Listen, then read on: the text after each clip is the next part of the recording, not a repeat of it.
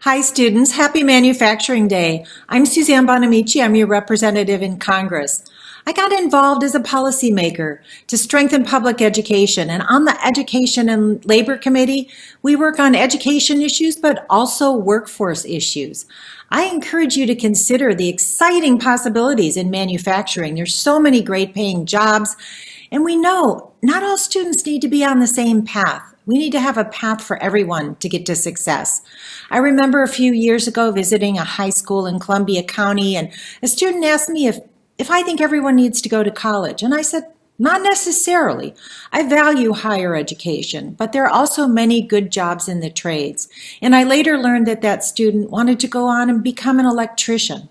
I know that the manufacturing industry is transforming the economy in Northwest Oregon. And I've been a champion for OMIC, the Oregon Manufacturing and Innovation Center, since its inception. We have the opportunity there for world-class training and research. It's a development hub for manufacturing. And manufacturing is also about innovation, creativity, coming up with new ideas.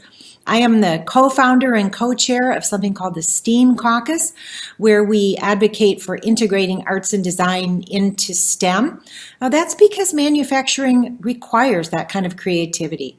So in Congress, I advocate for career and technical education as well as well-rounded education and registered apprenticeships. In fact, I just helped the House Education Committee pass the National Apprenticeship Act, which is a significant investment in apprenticeships over the next 5 years. It includes my Bipartisan Partners Act that will help small and medium-sized businesses establish apprenticeships and support workers. It's modeled on what they're doing right there at OMIC. So I wish you all success, no matter what path you choose. Best of luck to you all.